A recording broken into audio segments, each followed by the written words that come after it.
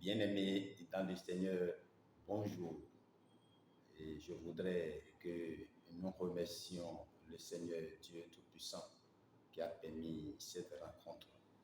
Et je voudrais que vous prépariez à ce partage de la 257e publication, celle du 49e dimanche de l'année 2023. Et elle a pour thème « Christ reviendra, soyez prêts » et est tiré du livre du prophète Ésaïe, chapitre 64, du 1er au 9e verset, et de l'évangile de Jésus-Christ selon Marc, chapitre 13, du 24e au 37e verset. L'Esprit de Dieu Tout-Puissant est avec nous et nous accompagne pour cette activité. Et nous partirons de l'explication de ce thème intitulé « Christ reviendra, soyez prêts » avant d'aborder les commentaires des deux textes pour finir avec le cantique, bien entendu. Il est avec nous, il est dans sa parole et il nous guide. Amen. Bien-aimés, le thème Christ reviendra, soyez prêts. Et nous allons essayer de vous l'expliquer et à travers sa première venue et ce que nous attendons aujourd'hui tous pour le retour de notre Seigneur Jésus-Christ. Alors, je voudrais vous dire que lors de sa première venue, il est apparu comme un simple homme pour mourir pour nos péchés. Avant sa crucifixion, il a parlé à ses disciples et leur a dit qu'il les quitterait bientôt. Mais il leur a promis qu'il reviendrait pour les prendre avec lui. Après donc sa résurrection, le Seigneur Jésus est apparu sur terre pendant 40 jours. Il a dit à ses disciples qu'il retournait au ciel. Pendant qu'il regardait, il a été enlevé du milieu d'eux et un nuage l'a dérobé à leurs yeux. Pendant qu'il regardait au ciel, deux anges vêtus de blanc leur sont apparus et ont dit « Hommes galiléens, pourquoi vous arrêtez-vous à regarder le ciel? C'est Jésus qui a été enlevé au ciel du milieu de vous, viendra comme vous l'avez vu allant au ciel. » Actes chapitre 1, verset 11. Les croyants à cette époque l'ont vu monter et de la même manière, les croyants, vous et moi, le verront quand il reviendra au moment opportun. C'est d'ailleurs le but de cette réalisation qui veut que tous nous irions au Père. Quand nous récitons, bien-aimés, le symbole des apôtres, par exemple, le credo, nous disons Jésus reviendra dans la gloire pour juger les vivants et les morts. Là, nous croyons bien que Jésus reviendra. Ce sera la fin du temps de la foi, le moment d'une rencontre directe avec lui. Cette rencontre, nous avons eu ce privilège de l'avoir à maintes reprises avec Christ en esprit, car Christ est dans notre vie de tous les jours et il vous faudra lui ouvrir totalement votre cœur pour le remarquer. Je vous parle d'une expérience personnelle, chers amis. Je vous assure, c'est magnifique, c'est beau, c'est agréable cette vie en Christ. L'Évangile nous apprend que ce sera un moment où tout sera regardé dans la lumière de l'amour de Dieu. Là, le bien sera séparé du mal. Cela concerne toute l'humanité, quelle que soit la race ou la religion de chacun. Même s'il nous semble qu'il tarde à venir, sa seconde venue est imminente et est clairement enseigné par sa parole dans la Bible. Christ reviendra en personne dans son corps de gloire. Philippiens chapitre 3, verset 20 à 21. Matthieu chapitre 24, verset 30. Ou chapitre 25, verset 31. Selon sa promesse, Jean chapitre 14, verset 2 à 3. Plusieurs paraboles du Seigneur avertissent que le laps de temps entre les deux avènements pourra paraître long. Pierre parle de moqueurs qui railleront ce délai. Il dit, sachez avant tout que dans les derniers jours, ils viendront des moqueurs avec leur raillerie, marchant selon leur propre convoitise. De Pierre chapitre 3, verset 3. Ce sera comme le jour de Noé pour eux. Aucunement, je ne le souhaite pour personne. Rater cette occasion est synonyme de perdition. Après environ 2023 ans, nous constatons la nécessité de la patience.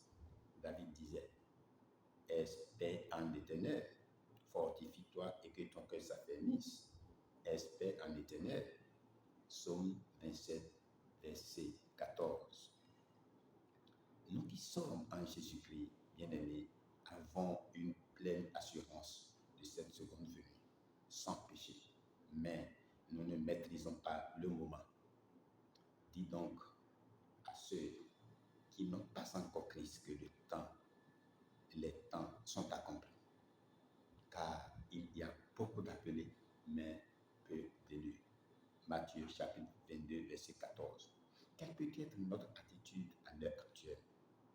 Bien-aimés, nous avons à nous placer dans les mêmes attitudes que ces croyants qui, sur la base des promesses de l'Ancien Testament, attendaient le Messie et vivaient d'une façon intègre. Le cantique de Siméon lors de la présentation du Sauveur est une preuve. Je cite par exemple, maintenant, ô Maître souverain, tu peux laisser s'en aller ton serviteur en paix, selon ta parole.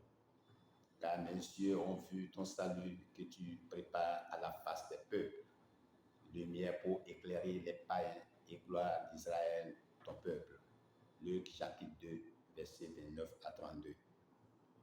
Soyons de ceux qui attendent la venue glorieuse de notre Seigneur et Maître qui nous regardera avec amour face à face.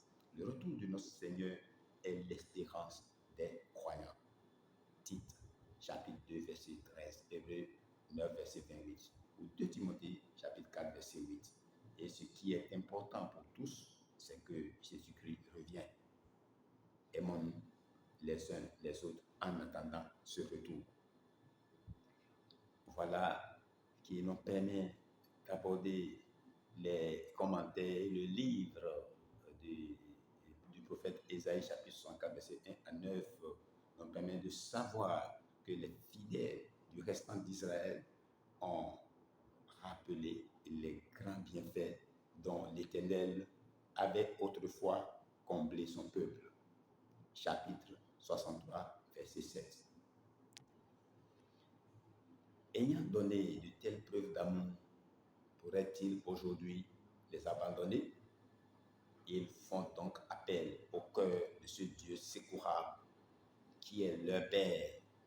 Ils regardent des cieux, mais cela ne leur suffit pas.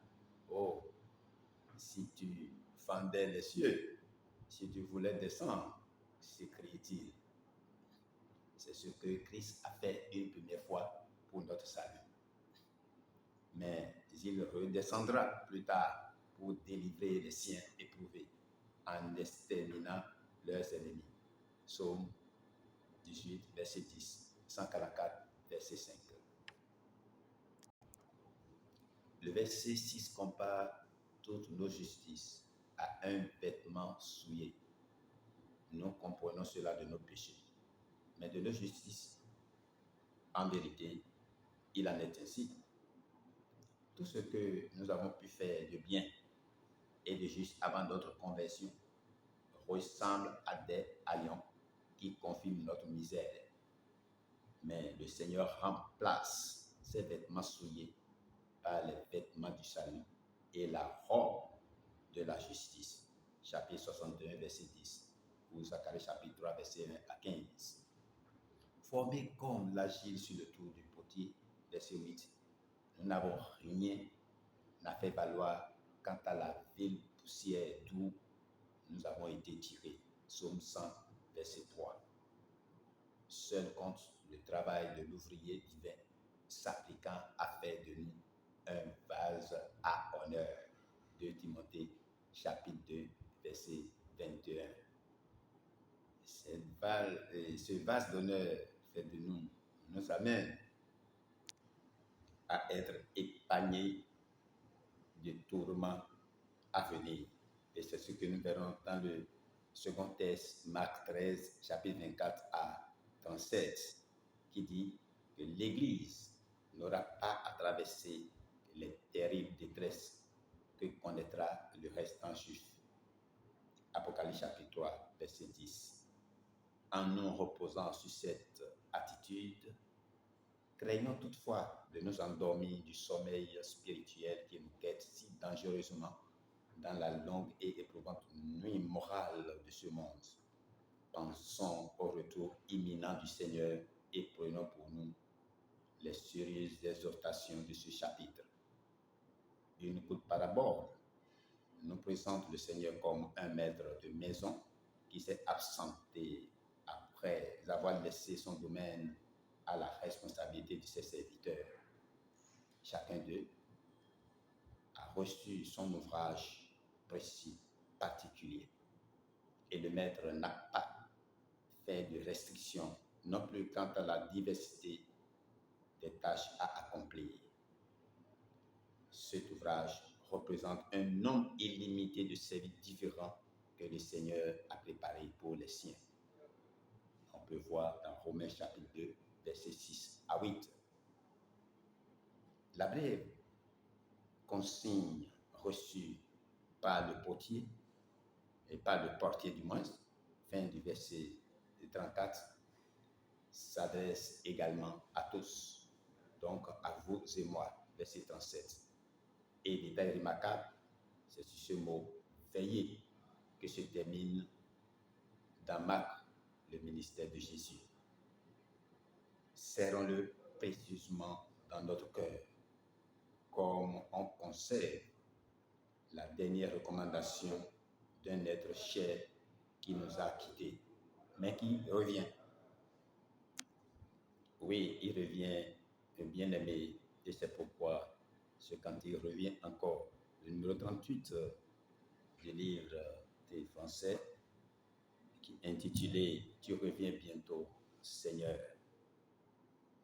Ce cantique nous incite, nous avertit à ce que nous puissions nous préparer, nous tenions prêts pour ce grand jour, afin que nous ayons part à la gloire éternelle. Et c'est le but de cet enseignement que vous venez d'écouter. Je vous prie vraiment de le prendre au sérieux et de le mettre en pratique dans votre vie au nom de notre Seigneur Jésus-Christ. Il sera avec vous. Tous ceux qui vont l'écouter et n'ont pas encore Jésus-Christ sont vivement invités à prendre leur décision dès maintenant et venir à Christ, afin qu'ensemble nous puissions nous célébrer ce grand jour dès son avènement. Qu'il en soit ainsi, au nom de notre Seigneur Jésus-Christ.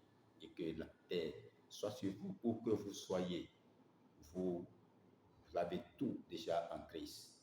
Dans votre travail, dans votre maison, sur votre route, partout, dans toutes vos entreprises, il est avec vous. Je prie pour vous et je demande que la joie soit votre partage dans vos foyers et partout. Au nom de notre Seigneur Jésus-Christ. Amen. Votre bien-aimé et spécial apôtre Ngbo Denakpo Ignace. À bientôt pour d'autres activités. Je vous demande de partager avec des amis, de liker puis de vous abonner pour toujours en recevoir. Vous en aurez, je vous en assure.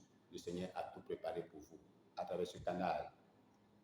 Abonnez-vous seulement et vous verrez que des miracles vont toujours avec vous. Des miracles seront toujours avec vous dans toutes vos réalisations. Au nom de Jésus-Christ. Amen.